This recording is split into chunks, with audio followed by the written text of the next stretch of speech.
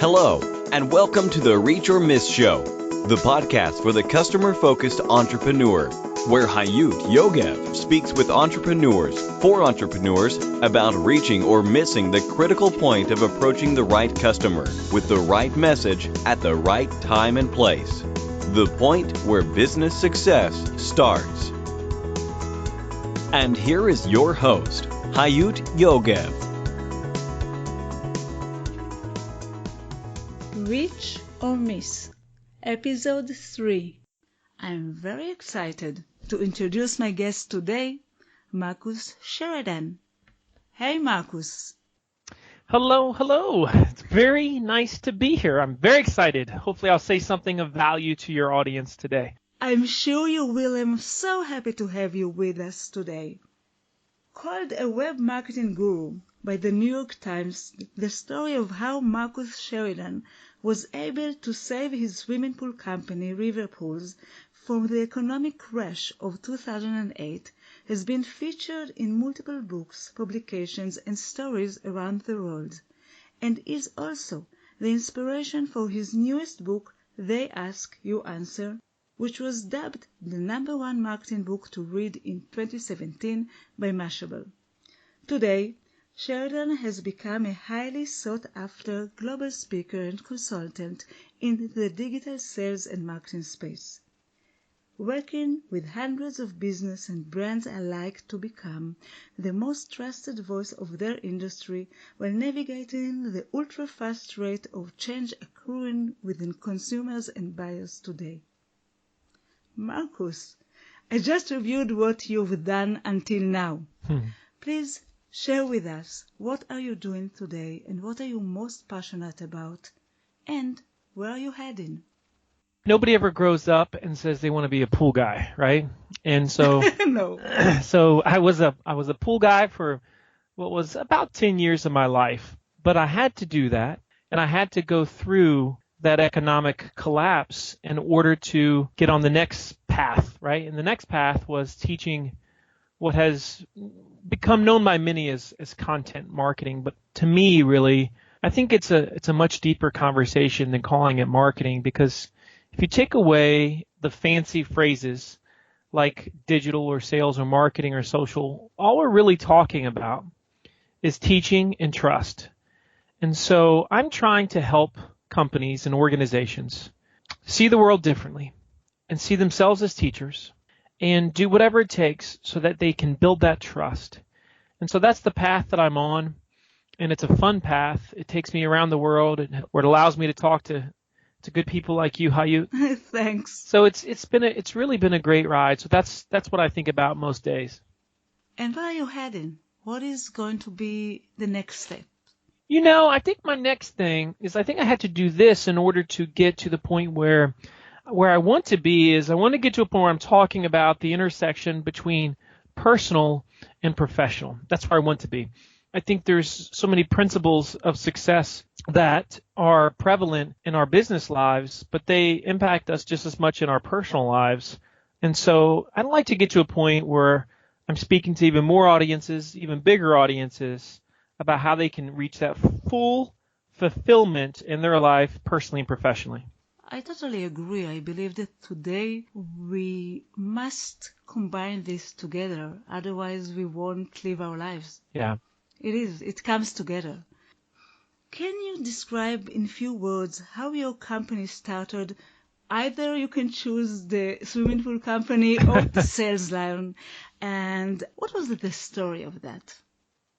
Well, so, I'll do both really quick. With Riverpools, I was just out of university and was looking for a job, and I thought I was going to get into teaching. My two friends had started a swimming pool company. This was in the year 2000, and they needed somebody to run the retail store. And they asked me to do that, and I said, yeah, I'll do that until I find my next job. Well, about 6 months into it, they said, why don't you become our third partner? And so I became the third partner, and that's how I became a pool guy. It sounds great being a pool guy. Yeah, it is. Sometimes it's funny how people say to me, like, do you ever get tired of telling the pool guy story? And I must tell you, I heard it around 4 or 5 times, and I never get tired of hearing that again. Well, for me, it's who I am, you know. It's a foundation of the story. And although I'm not, quote, a pool guy anymore, if somebody says, hey, it's the pool guy, it doesn't bother me because it is who I am. And it's a story that people can put their arms around and they say, so that's what can happen with all this digital stuff that I've been hearing about. That's how it can relate to me and my business. So yeah, and of course today it's the most trafficked swimming pool website in the world.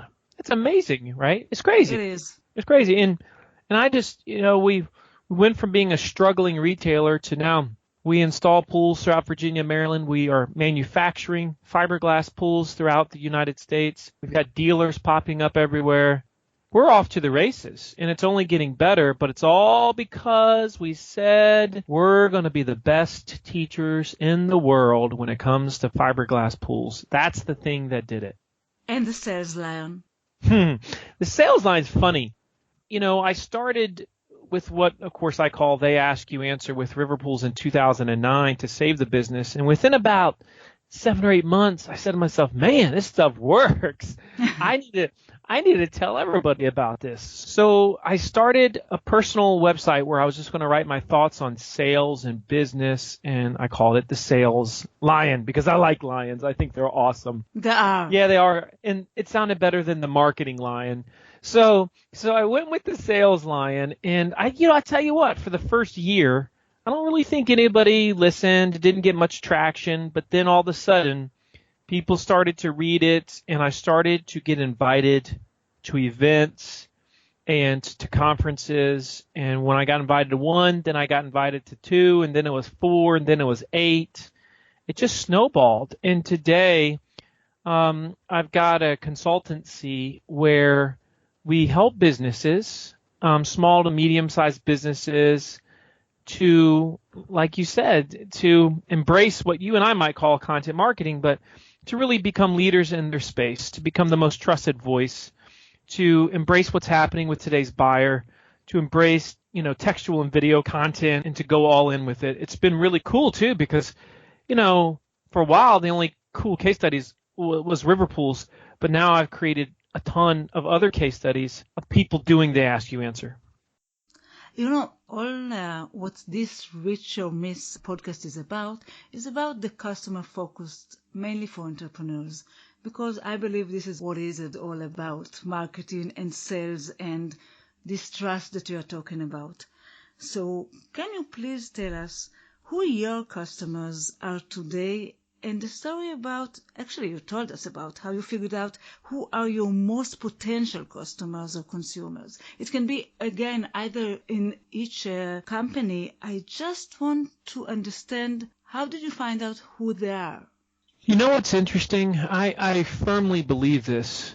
The happiest day in the life of a business is not when they necessarily, quote, figure out who they are. It's when they figure out what they're not and who they don't want to do business with and what services or products they don't want to offer. Because when you're willing to recognize that, you're able to walk away. You're able to say no to certain things that are going to be a distraction, that are going to suck your time and energy, but not be of a major benefit to you. So let me give you an example. Yeah. With Riverpools, for a while, we had 2 retail stores. We did above ground pools. We did in-ground pools. We did hot tubs. We did tanning beds. We did pool tables. I mean, you name it. We did all that stuff. Grills. I mean, we did all that stuff. And eventually I said to myself, what can we be the best at? What's the one thing we can be the best at? That was fiberglass pools. And I knew we weren't good retailers. Like, our thing wasn't selling pool chemicals. It wasn't selling hot tubs. That just wasn't our thing. And so I said, you know what? I'm just going to walk away from all that. And I closed my retail stores.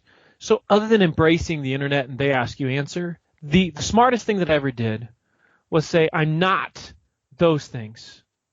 And you're talking about focus. Yeah, total focus. And, it's now the whole brand is built on that. And there's been a couple of times when my business partners have said over the years, maybe we should do concrete pools too, because we got all this traffic and people. I'm like, no, because that's not who we are. Let's not try to be something we're not. We're the best in the world at this one thing. Let's own it, and everybody will know us for that. And it's proved to be very effective. I would like to hear about the new book because I'm really curious about. I heard about it. I'm waiting to meet you to get it or to buy it in the coming conference.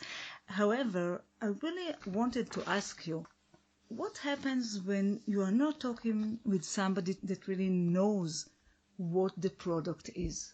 What if we are working, and our listeners, most of them are startup founders and entrepreneurs. A lot of times they are bringing to the world something new most of the people don't know about.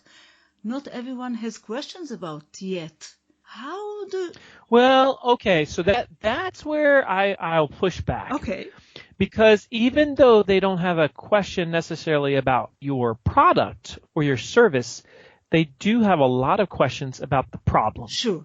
In the business, the product, the service is always built on the problem.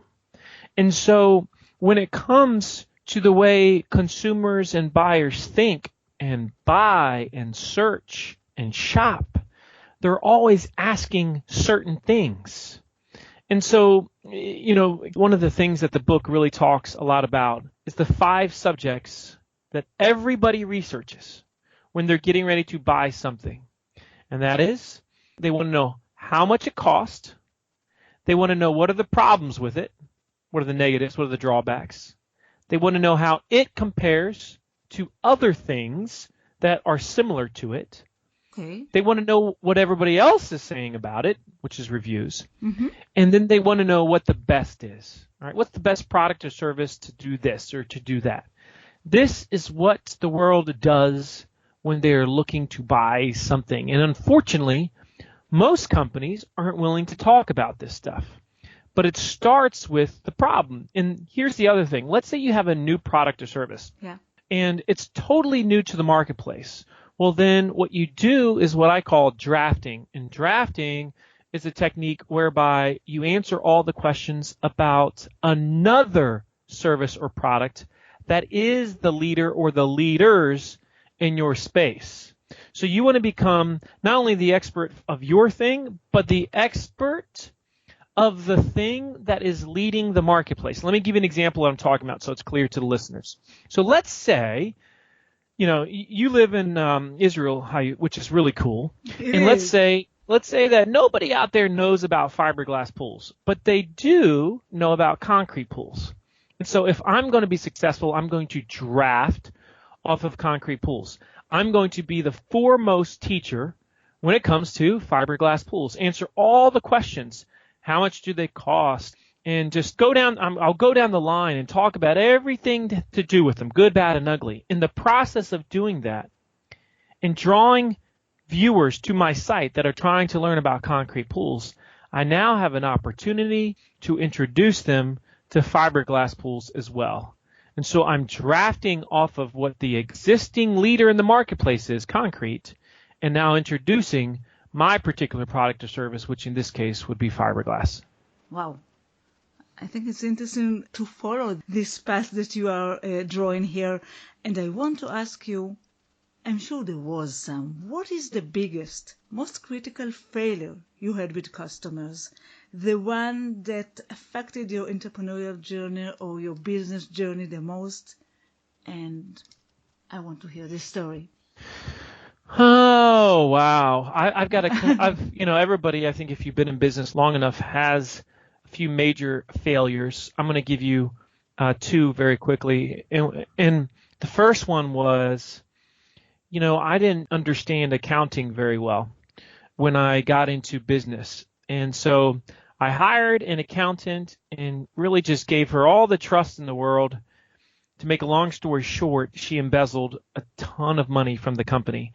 And so I almost lost my swimming pool company before any of that, economic collapse and crash, before any of that, simply because I allowed too much trust to be in one person and I didn't oversee the books well enough. And it really almost cost me my business. The second big mistake that I made was thinking that my goals was retail stores in size, buildings, offices. That was dumb. Like, that was really, really dumb. Because, as I said a minute ago, I got really successful when I said, forget all those stores. You know what I did is, when I was early on, I read in this book that I should write my, 1 year, 2 year, 5 year, 10-year goals. And what does that look like, right? And so I remember writing out my 10-year goals. And I said, I want to have a store in this city, and I want a store in this city, and I want a store in this city. But the problem was, that was just something that people could see and made me look like, look at him, he's successful. But that wasn't profitable. And so when I let go of the pride of wanting stores, buildings, they call that the edifice complex, right? So when I let go of that and I focused on, okay, what's going to be the most profitable? Then we became very successful. Perhaps because you really focused on your customers, consumers, and what they are thinking about and asking about, and not about the retailers. I'm just that's asking. That's it. And it comes down to knowing who you are, what you're not, and also knowing how are buyers changing and evolving. I could see that I wasn't going to be able to keep up with Amazon. I wasn't going to be able to, sell pool chemicals and make a living, but I could install fiberglass pools and make a business out of it. And so that goes to paying attention to the marketplace, listening to what the customer is saying, and then being willing to evolve your business model around it. Wow, it sounds so right. And I wonder, what is your biggest success with customers? What was one of the wins that you had on the way? Well, the easy one there is being willing to embrace that philosophy of they ask, you answer, and say, any question that I've ever been asked by a pool shopper, I'm going to answer it on my website through text and video. And just to give you a simple idea, and this story's in the book, one of the main questions I used to get asked all the time was, Marcus, how much does a fiberglass pool cost? And I did this in 2009. No pool guys wanted to address on their website the subject of cost. They just talked around it. Most businesses are not doing this until today. They are not talking about cost. It's a huge problem. Huge issue. And so I said, well, buyers want to know, so I'm going to talk about it. And I talked about it a lot. Well, to make a long story short, that one article, because we have advanced analytics and we can do tracking, we know the total number of leads, the number of sales, and the actual revenue dollar that one article on my website has created for the company. And it took me 45 minutes to write at my kitchen table, and it's generated $3.5 million in sales. Wow. And this was one of the first articles? One of the first ones. Wow. Yeah, because when I said we're going to do they ask you answer, it was like, well, this is the first question everybody wants to know. So Marcus, come on, give me a feel for these things. What are we looking at here? What might this cost? And so I said, okay, fine, we're going to do it. I didn't think twice about it. And oh my goodness, that was a home run. So it feels so great, because I remember your story about how difficult things became, and I know sometimes from my companies and from other startups that I work with, sometimes we are really scratching in order to try and find the next customer, and from customer to customer, and suddenly you felt exactly the opposite. Suddenly they came to you. That's a beautiful thing, right? And that's the essence of what inbound marketing is. And, sometimes people say, how would you define inbound? But to me, inbound marketing is like that young teenage boy at a dance where you're at the dance and you basically see two types of, we'll call them guys here. The first guy is tapping every girl on the shoulder trying to get a dance, and most of them are kind of running in the other direction, right? And so he's depressed and he can't get a dance. Sure. The second guy is the guy who's got all the people around him, and everybody wants to dance with him, and he can pretty much pick and choose who is he going to dance with. And if you pick and choose who you dance with, there's a good chance that you're going to have a much better time at the dance. And so really that's inbound. We have a choice. We can be tapping everyone on the shoulder, begging for their business, or we can have so much value to the marketplace because we're such great teachers that they come to us and they say, hey, can we dance? And now we have the choice. Wow. Can you recommend the best, most effective technological or digital tool that related to customer focus, to marketing, to sales, to content, where everything is changing so fast? What is or are the tools that we should use today? Well, the tool that I believe in most by far for small to medium-sized businesses is HubSpot, HubSpot. Most people at this point have heard of HubSpot, but that to me is the ultimate sales and marketing tool. It allows you to learn so much about your leads and your lead behavior. It allows you to track the ROI of your different marketing efforts. I mean, if you're going to do Facebook or if you're going to do pay-per-click or if you're going to produce content, it's nice to be able to say it made this much money or to say it didn't make money. But unless you're measuring it, you can't say that. That's why HubSpot is so valuable. I really love the tool. And their conference is a great conference, by the way. Inbound's tremendous. When is that conference happening? Inbound is usually in September every year. Last year. And you are going to be there? Oh, yeah. Oh, I'll be there. I'll be all up in it. I've spoken there every year, but it gets a huge amount of people, about 15,000 or so people. Wow. And it's big. I mean, it makes social media marketing world look small. And social media marketing, I'm really curious to see how many are going to come this time, because it's like multiplying itself so fast. Yeah, my guess is probably right about 3,000 is my guess. That's my guess. I think it's going to be double, but perhaps you know something, because last year it was 3,000. But I'm waiting to see. Yeah. Is there any service provider, they're in the way, like mentor, consultant, advertiser, someone that, had a major impact of your customer success? It can be either like you have been a major impact for me. It doesn't have to be directly, but someone that really was an inspiration or helped you during the way that can help other entrepreneurs as well. Do you know who I love? And I'm going to go old school here. Please do. But the person that helped me the most, they don't know me and he's since passed, but his name is Jim Rohn, and his last name is spelled Rohn. And so if you're listening to this podcast right now, I'd recommend that you look him up on YouTube. Again, it's Jim Rohn, Rohn.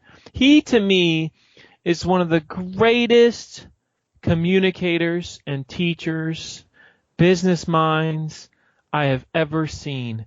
And if somebody said to me, what do you want to eventually be like? I hope I have the impact that Jim Rohn had on people. Wow. So first of all, we will put the link to Jim Rohn at our show note with your interview, so it will be easy to find. And I'm looking forward to go and look for everything that you talk about him. I never heard about him. You will love him, and believe it or not, one of his first mentees, in other words, somebody famous started working with him, and then he started his own gig, and his name was Tony Robbins, who, of course, you've heard of. Wow. So you have this new book, and what is the one thing you're most fired up about? How are you going to bring this whole idea to the whole world? Well, I wrote the book because for so long the Riverpools story has been talked about in other books. Sure. I said, why am I not writing this story? It's my story. It's my story. So I wrote it, and just getting it out there was, for me, it was a big victory. The fact that Mashable called it the #1 marketing book to read in 2017, that was a really big deal. I like that. But it is. But it's, what's cool to have people that have never read my stuff before get the book, and they email me, they contact me, and they say, Marcus, this has had a huge impact on me already. I'm so excited. I'm rejuvenated. I'm reinvigorated for my business. And that brings me a lot of joy. And it's been very successful. I've been very, very pleased with the book so far. Where can we get it? Where can we find it? Well, You can get on Amazon when they're not sold out. Somebody emailed me last night somebody hit me on Twitter yesterday. It's like, hey, Marcus, I want to get 5 more copies of your book, and it's sold out on Amazon. So that's probably a good sign. So you can get on Amazon. You can get it at Barnes & Noble, and hopefully you can get it at other places as well. But those are the 2 main places that you can order it. And I'm going to order it in the conference, I hope. And yeah, hopefully I'll be able to sign it for you. I'll be doing a book signing there at Social Media Marketing World, so hopefully I'll just be able to knock it out there right there for you. Please save one to me, because I'm sure you will get out of books very, very fast. Before we said goodbye, the last question of John Lee Dumas, who I learned everything about podcasting from, and he is my inspiration in terms of podcasts. And he always say, what is your last piece of guidance? And also, what is the best way to connect with you? Last piece of guidance. I travel the world. I have 4 kids. I try to have them travel with me as much as possible. And I oftentimes tell them this when we go anywhere, and that is, wherever you are, be there. And I believe that is such a sound piece of advice, because we don't want to be distracted by the phone, by technology, by other people. Wherever you are, whatever you're doing right now, just do that. Do that thing really, really well. And if you can do that, I think you're going to live a very rich and enriching life. Yeah. If somebody wants to contact me, though, they can find me. If you're listening to this, you can email me, marcus@thesaleslion.com. So you can email me. You can hit me up on the Twitters. It's @thesaleslion. Again, LION, @thesaleslion. And or you can just type in pool guy, and I guess I'll probably come up there too. Probably.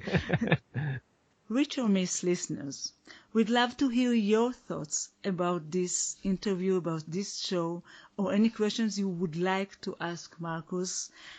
And I want to thank you, Marcus, so much. It has been a pleasure. I'm so happy that I had a chance to talk with you. Well, the pleasure was all mine, and I really appreciate it. And congratulations on the podcast. Thank you. And hopefully I'll see you and maybe some of your listeners in San Diego here really soon. I do hope so. For you, our listeners, until next time, it all goes down to this. You either reach or miss. Keep reaching your goals and visions. Thank you for listening to the Reach or Miss Show, the podcast for the customer-focused entrepreneur. You can find all the information, links, and resources that was mentioned at the show in our website, reachormiss.com. See you next week.